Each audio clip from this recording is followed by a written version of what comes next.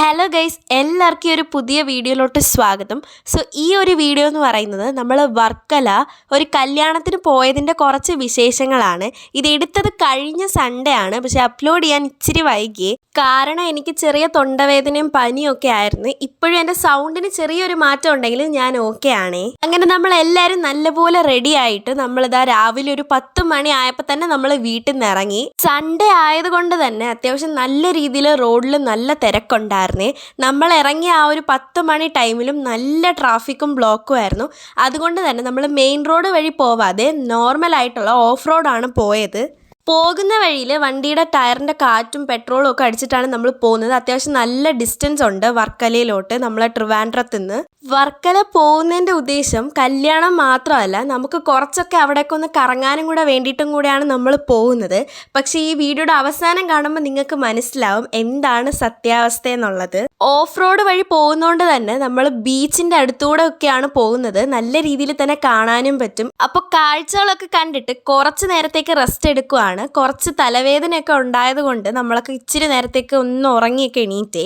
അപ്പോൾ ഇതാ കണ്ടിന്യൂസ് ആയിട്ടുള്ള 1.5 മണിക്കൂറത്തെ യാത്രയ്ക്ക് ശേഷം നമ്മൾ കല്യാണ ഓഡിറ്റോറിയത്തിൽ എത്തിയിരിക്കുകയാണ്. ഇത് മേവ കൺവെൻഷൻ സെൻ്റർ ആണ് വർക്കലയിലുള്ള. നമ്മളവിടെ എത്തി കുറേ സമയം നമ്മളവിടെ വെറുതെ ഇരുന്നു. കാരണം തുടങ്ങാൻ നല്ല ലേറ്റ് ആവും. 12:30 ആ ഒരു ടൈമിനാണ് സ്റ്റാർട്ട് ചെയ്യുന്നത് തന്നെ. എടുത്തു പറയേണ്ടത് ഈ ഒരു കല്യാണത്തിൻ്റെ ഈ ഒരു ഡാൻസ് അടിപൊളിയായിരുന്നു. ഇത്രയും നാളിൽ കല്യാണം കണ്ടതിൽ എനിക്ക് ഏറ്റവും കൂടുതൽ ഇഷ്ടപ്പെട്ടത് ഈ ഒരു വെഡ്ഡിങ് ആണ്. കാരണം അത്രയ്ക്കും അടിപൊളിയായിരുന്നു. അവിടെ ഇരുന്ന ഓരോ ആൾക്കാരും ഭയങ്കരമായിട്ട് ഹാപ്പി ആയിരുന്നു. കാരണം ഈ ഒരു കല്യാണത്തിൻ്റെ ഓരോ മൊമെൻറ്റും അടിപൊളിയായിരുന്നു. അതുപോലെ തന്നെ ഒരുപാട് ആൾക്കാരുണ്ടായിരുന്നു. മാക്സിമം പോയ ഒരു 3000 ആൾക്കാരെങ്കിലും ഈ ഒരു കല്യാണത്തിന് പങ്കെടുത്തിട്ടുണ്ട്. അത്രയ്ക്ക് ആൾക്കാരുണ്ടായിരുന്നേ.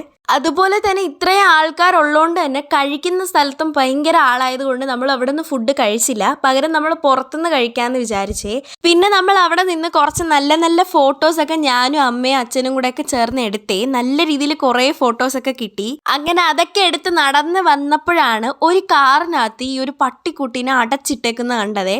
ആ ഒരു സൗണ്ട് കേട്ടിട്ടാണ് നമ്മൾ അതിൻ്റെ അടുത്തോട്ട് പോയത്. അയ്യോ, നല്ല രസമുള്ളൊരു പട്ടിക്കുട്ടിയായിരുന്നേ. അങ്ങനെ കുറച്ച് ദൂരം നടക്കേണ്ടി വന്നു. കാരണം ഒരുപാട് തിരക്കായതുകൊണ്ട് തന്നെ കാറ് നമ്മളങ്ങ് താഴെയാണ് കൊണ്ടിട്ടത്.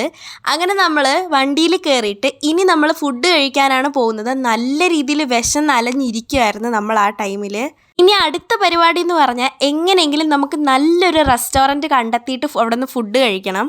അങ്ങനെ നമ്മൾ ആറ്റിങ്ങലൊക്കെ എത്തിയപ്പോഴാണ് നമ്മൾ അവിടെ നിന്ന് ഫുഡ് കഴിക്കുന്നത്. അതുപോലെ തന്നെ നമ്മൾ ഗൂഗിളിൽ നോക്കിയ സമയത്ത് 5ൽ 4.8 റേറ്റിംഗ് ഉള്ള ഒരു റെസ്റ്റോറൻ്റ് ആണ് ഈ ഒരു ഹോട്ടൽ. പിന്നെ ഇത്രയും റേറ്റിംഗ് ഉള്ള ആറ്റിങ്ങൽ വേറെ ഹോട്ടലും ഇല്ല. സോ നമ്മൾ എന്തായാലും ഇവിടെ തന്നെ കയറാമെന്ന് വിചാരിച്ചിട്ട് നമ്മൾ കാറൊക്കെ പാർക്ക് ചെയ്ത് നല്ല രീതിയിൽ വിശന്നിരിക്കുകയാണ്.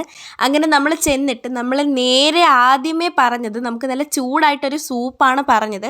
അത്യാവശ്യം നല്ല രീതിയിൽ തന്നെ തലവേദനയും കാര്യങ്ങളൊക്കെ ഉണ്ടായിരുന്നു ഇത്രയും നേരത്തെ യാത്ര ആയതുകൊണ്ട്. എപ്പോഴത്തെയും പോലെ തന്നെ നല്ല ചൂട് ക്രീമി ചിക്കൻ സൂപ്പിൽ നിന്നാണ് തുടങ്ങിയത്. അത് കുടിച്ചപ്പോൾ തന്നെ നല്ലൊരു ആശ്വാസമായിരുന്നു. അമ്മയും അച്ഛനും ഹോട്ട് ആൻഡ് സോർ ചിക്കൻ സൂപ്പാണ് കുടിച്ചിട്ടുണ്ടായിരുന്നത്.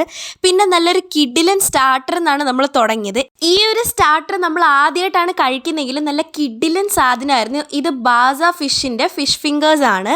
നല്ല കിഡിലൻ സാധനമായിരുന്നു. അത് തീർന്ന വഴി അറിഞ്ഞില്ല.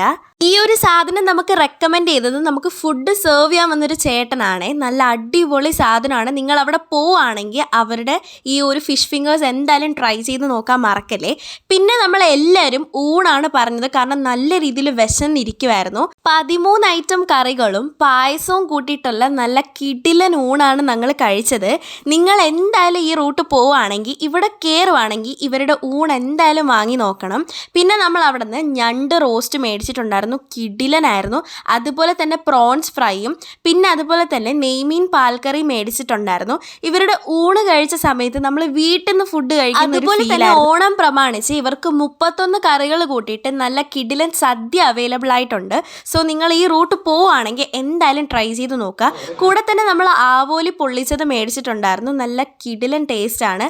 ഇവരുടെ ഫിഷ് മസാലാസ് എല്ലാം നല്ല അടിപൊളിയാണ്. എടുത്തു പറയേണ്ടത് ഞണ്ടും കൊഞ്ചുമായിരുന്നു. നല്ല ടേസ്റ്റ് ഉണ്ടായിരുന്നു. ലാസ്റ്റ് നമ്മളൊരു മിൻറ്റ് ലൈമും കുടിച്ചിട്ട് അവിടെ നിന്ന് ഇറങ്ങി.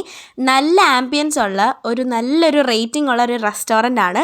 സോ അവിടെ പോവുകയാണെങ്കിൽ നിങ്ങൾ എന്തായാലും ട്രൈ ചെയ്യുക. വീഡിയോ ഇഷ്ടപ്പെട്ട ലൈക്ക് ചെയ്യണേ. അങ്ങനെ നമ്മൾ 4:30 ആയപ്പോഴത്തേക്കും അവിടെ നിന്ന് തിരിച്ചിട്ട് നമ്മൾ നേരെ സുഖമായിട്ട് വീട്ടിലെത്തിയേ.